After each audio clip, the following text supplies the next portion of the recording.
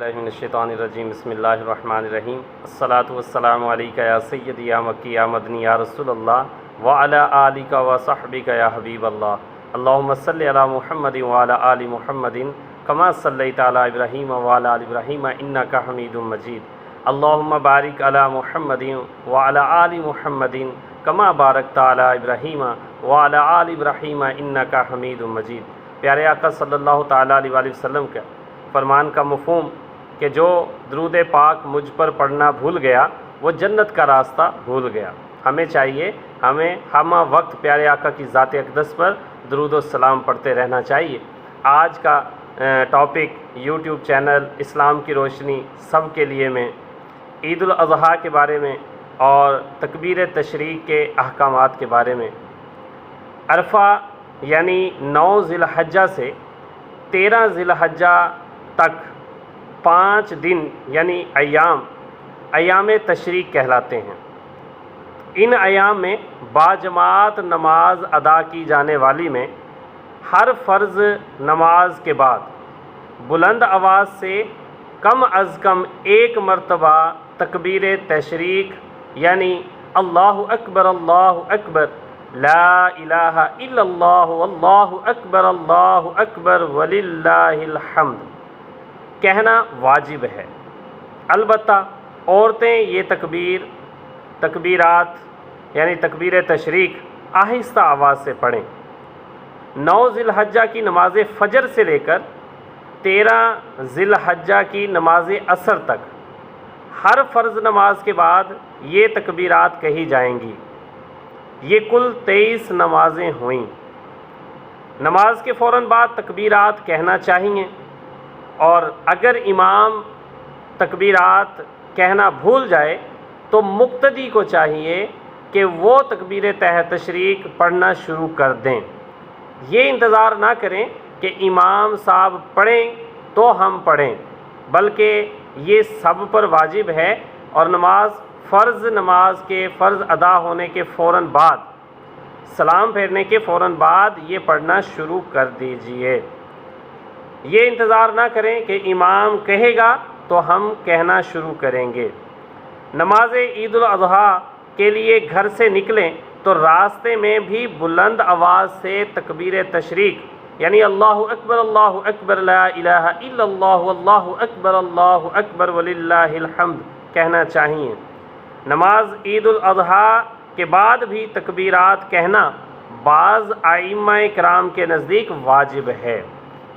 ईद उल अज़हा के मुख्तलिफ़ अहकाम शरिया और मसाइल।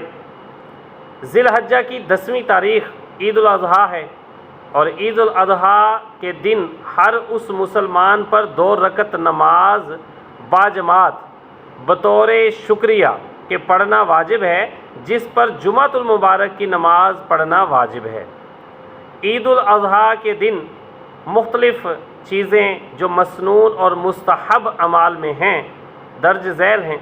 नंबर 1, सुबह सवेरे उठना, शरीयत के मुताबिक अपनी आराइश करना।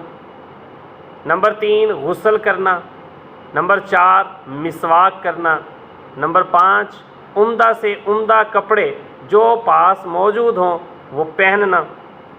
नंबर 6, खुशबू लगाना। और नंबर 7, ईद की नमाज से पहले कुछ चीज़ ना खाना। नंबर 8, ईदगाह में नमाज ईद अदा करना। नंबर 9, ईदगाह सुबह सवेरे जाना। नंबर 10, ईद उल अज़हा की नमाज अव्वल वक्त में पढ़ना, क्योंकि इस नमाज में के फ़ौरन बाद कुर्बानी करना होती है, इसलिए इसे जैसे ही अव्वल वक्त शुरू हो तो ये नमाज अदा कर लेनी चाहिए और फिर कुर्बानी का अमल शुरू कर देना चाहिए। नंबर 11, ईदगाह जाते हुए बुलंद आवाज़ से तकबीर तशरीक़ यानी अल्लाहु अकबर ला इलाहा इल्लल्लाहु अल्लाहु अकबर वलिल्लाहिल हम्द कहना और ईदगाह जिस रास्ते से जाएं दूसरे रास्ते से वापस घर आना। नंबर 13, पैदल ईदगाह की तरफ जाना। दूसरा मसला कि औरतें और जो लोग किसी वजह से नमाज ईद ना पढ़ें ان کا نماز عید سے پہلے کوئی نفل نماز پڑھنا مکروہ ہے۔ ایک شہر میں عیدین کی نماز بالاتفاق متعدد جگہوں پر پڑھنا جائز، یعنی کہ کروانا جائز ہے۔ اب عید الاضحیٰ کی نماز ادا کرنے کا طریقہ کار، تو سب سے پہلے ہم نیت کرتے ہیں، اور نیت میں 2 رکعت نماز عید الاضحیٰ واجب، ساتھ زائد 6 تکبیرات کے، منہ طرف خانہ کعبہ شریف کے، بندگی اللہ تبارک و تعالیٰ کی، پیچھے امام کے۔ جب ہم جماعت کے ساتھ نماز پڑھیں گے تو امام تو خود سے نیت کرے گا، پیچھے مقتدیوں نے کہنا ہے پیچھے امام کے، اب اللہ اکبر کہہ کر ہاتھ باندھ لینے اور ثنا پڑھنی ہے، سبحانک اللہم و بحمدک و تبارک اسمک و تعالی جدک ولا الہ غیرک۔ اعوذ باللہ من الشیطان الرجیم، بسم اللہ الرحمن الرحیم۔ اب امام صاحب اللہ اکبر کہہ کر ہاتھ چھوڑ دیں گے، پھر مقتدیوں نے بھی ایسے ہی کرنا ہے، پھر اللہ اکبر کہہ کر ہاتھ چھوڑ دینے ہیں، پھر اللہ اکبر۔ اب یہ کانوں تک ہاتھ آئیں اور ہاتھ کی ہتھیلی کعبہ کی طرف ہو، یہ ایسے، ٹھیک ہے جی۔ اللہ اکبر کہہ کر ہاتھ چھوڑ دینے۔ یہ 3 تکبیریں زائد پہلی رکعت میں ہوئیں۔ اب اللہ اکبر کہتے ہوئے ہاتھ باندھ لینے۔ تو اب یہ ہم نے خاموشی سے کھڑے ہونا ہے اور امام صاحب قرأت کریں گے، سورہ فاتحہ پڑھیں گے اور اس کے ساتھ کوئی سورت ملائیں گے، اور اللہ اکبر کہتے ہوئے رکوع اور سجود پورے کروائیں گے۔ اب امام صاحب اللہ اکبر کہتے ہوئے دوسری رکعت میں آئیں گے، ہاتھ باندھیں گے تو قرأت شروع کریں گے، الحمد شریف پڑھیں گے اور کوئی سورت ملائیں گے، پھر اللہ اکبر کہہ کر کانوں تک لانے ہیں اور چھوڑ دینے ہیں، پھر اللہ اکبر کہہ کر ہاتھ چھوڑ دینے ہیں، پھر اللہ اکبر کہہ کر ہاتھ چھوڑ دینے ہیں۔ یہ 6 زائد تکبیریں ہو گئیں۔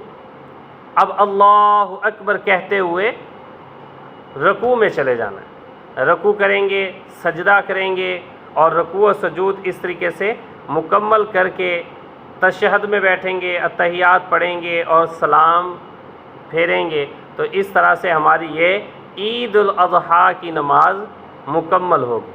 اب امام صاحب خطبے کے لیے کھڑے ہو جائیں گے، یہ پہلا خطبہ پڑھیں گے، پھر کچھ دیر وقفہ دینے کے بعد دوسرے خطبے کے لیے کھڑے ہوں گے۔ اب یہ خطبہ سننا سب پہ واجب ہے، اس دوران بولنا، چلنا، حرکات و سکنات کرنا، اٹھ کر جانا، کسی کو دیکھنا، یہ سب ممنوع کام ہے۔ مکمل توجہ اور غور سے خطبہ سنیں گے، اور خطبہ سننے کے بعد دعا ہوگی، اور پھر ایک دوسرے کو عید کی مبارکباد دیں گے۔ عید الاضحیٰ کے بعد امام جو 2 خطبے پڑھے گا، یہ خطبہ امام کے لیے پڑھنا سنت ہے، اور خطبہ مقتدیوں کے لیے سننا واجب ہے، اور اس وقت بولنا، چلنا پھرنا اور نماز وغیرہ میں مصروف ہونا ناجائز ہے۔ اگر کسی کو عید کی نماز نہ ملی ہو اور سب لوگ پڑھ چکے ہوں تو وہ شخص تنہا عید کی نماز نہیں پڑھ سکتا، اس لیے کہ نماز عید میں جماعت شرط ہے۔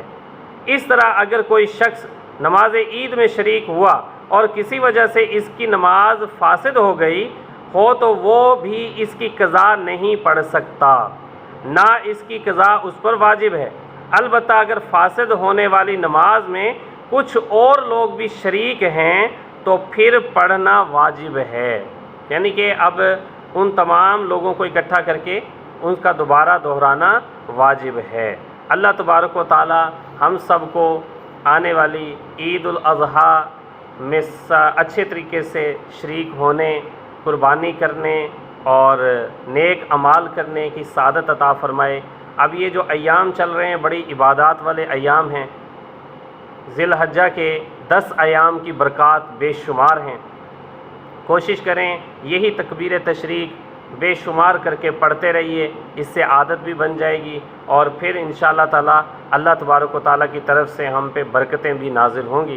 اللہ تبارک و تعالیٰ آپ کو، مجھے، ہم سب کو عید الاضحیٰ کی تمام فیوز و برکات کو حاصل کرنے کی سعادت عطا فرمائے، اور جو مسلمان قربانی کرنے کی نیت رکھتے ہیں، قربانی کرنے والے ہیں، ان کی قربانیاں اپنی بارگاہ میں قبول فرمائے، اور جو اس کی استطاعت نہیں رکھتے، آئندہ سال اللہ تبارک و تعالیٰ ان سب کو قربانی کرنے کی استطاعت عطا فرمائے، ان کی مدد فرمائے، ان کا روزگار اچھا فرمائے، اور سب کو قربانی کرنے کی سعادت عطا فرمائے، اور ہم سب کو اللہ تبارک و تعالیٰ حج بیت اللہ کی سعادت نصیب فرمائے، مکہ مکرمہ کا طواف نصیب فرمائے، مدینہ منورہ کی خوشبودار فضاؤں میں جا کے زیارت مدینہ، زیارت گنبد خضرا نصیب فرمائے، اور وہیں پر موت نصیب فرمائے۔